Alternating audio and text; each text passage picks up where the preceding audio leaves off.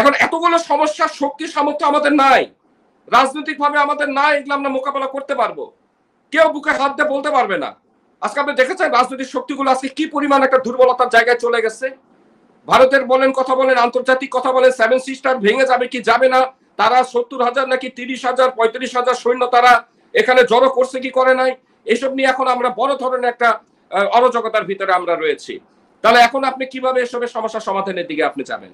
আপনি যদি ঐক্যমত চান তাহলে সকল রাজনৈতিক দলকে আপনাকে নিয়ে বসতে হবে। আপনি তো চালের ভিতরে আপনি খুদ বসা শুরু করেছেন প্রথম থেকেই, আমি ওর সাথে বসবো, এর সাথে আমি বসবো না, ওই হয়েছে স্বৈরাচারের দোষ, ওর সাথে বসা যাবে না, এই জাতীয় পার্টি হচ্ছে স্বৈরাচারের দোষ, তার সাথে বসা যাবে না, আমি 2024 সালের নির্বাচনে অংশগ্রহণ করেছি, আমি হচ্ছে আওয়ামী লীগের দোষ, টাকা খাইছি, এর সাথে বসা যাবে না। আপনি এত খুদ বাসলে পরে এই দেশের স্বাধীনতা সার্বভৌমত্ব রক্ষা করবো কিভাবে? কারণ আপনি তো নিজে আমাকে স্বাধীনতা সার্বভৌমত্ব রক্ষা করতে দেবেন না। কারণ আপনার সাথে আমার সাথে বৈষম্যহীন কথা বলে আপনি বৈষম্যের শিকার আপনি করছেন প্রতিটা জায়গায়, তাহলে তো হবে না। তাহলে আপনি নির্বাচন করবেন কিভাবে? কাকে নিয়ে নির্বাচন করবেন? ওই জামাত বিএনপিকে নিয়ে আপনি নির্বাচন করবেন? আর কি কেউ করবে না? তাহলে কিভাবে আপনি করবেন?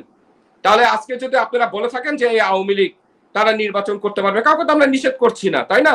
এই সরকারটা বলছে, তাহলে ওই আওয়ামী লীগ কোন আওয়ামী লীগ? ওই আওয়ামী লীগ কোন আওয়ামী লীগ হবে? ধরেন নির্বাচন আসলো, তাহলে কি শেখ হাসিনা কি দিল্লিতে বসে বসে কি আপনার নমিনেশন পেপার সাবমিট সিগনেচার করবে? যে নৌকামার্তার প্রার্থী হবে সে কি ওই পত্র যেটা আপনার দেওয়া হয় সেটা কি উনি দিল্লিতে বসে করবে? এটা কি সম্ভব? আচ্ছা ধরে নিলাম উনি বাংলাদেশে আসবে, তা বাংলাদেশে আসলে পরে তো ওনাকে অফিস করতে হবে, তাহলে অফিসে বসে থেকে উনি করবে। এদিকে আপনি মানবতা বিরোধী অপরাধের ট্রাইব্যুনালে তার নামে মামলা দিয়েছেন, তার দুই একটা মামলাতে আপনি ধরেন সাজা হয়ে গেল, কোনটার মধ্যে যাবজ্জীবন কারাদণ্ড হলো, ধরেন না ফাঁসি হয়ে গেল, এইরকম মামলা নিয়ে উনি কি নির্বাচনে আসবে? উনি তো নির্বাচনে আসবে না, কোনোভাবে আসবে না। তাহলে যাদেরকে দিয়ে আপনার আওয়ামী লীগ করানো হচ্ছে বা যাদেরকে দিয়ে চেষ্টা করানো হবে, তারা আসলে পরে তো দুইটা শর্ত তারা দিবে। প্রথম কথাটা কোনো বিরোধ করা যাবে না। সেটা কি? তারা অবশ্যই বলবে যে আমরা আওয়ামী লীগকে পুনর্গঠন করলাম সেই বঙ্গবন্ধু শেখ মুজিবুর রহমানের আদর্শকে ধারণ করে। এটার আপনি বিরোধিতা করতে পারবেন? কেউ বলতে পারবে যে তার আদর্শ এনে করা যাবে না? এটা তাদেরকে বলতে হবে।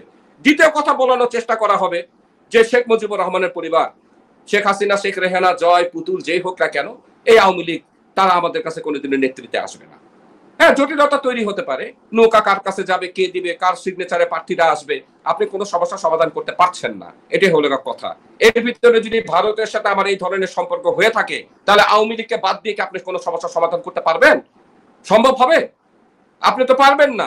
এখন আপনি যদি আমাকে বলেন আওয়ামী লীগের পক্ষে বলছি না, আমি সকল দলকে, আপনি দেখেছেন একটা জিনিস, আজকে যারা বিরোধিতা করে, যারা বিরোধী দল আপনার ভারতের, সে কংগ্রেসের প্রিয়াঙ্কা গান্ধী, রাহুল গান্ধী পর্যন্ত তাদের দেশের ঐক্যমতের, তারা স্বাধীনতা সার্বভৌমত্ব ঐক্যমতের জন্য তারা ঐক্য হয়েছে, তারা এই বিষয়ে কোনো কথাই বলে নাই।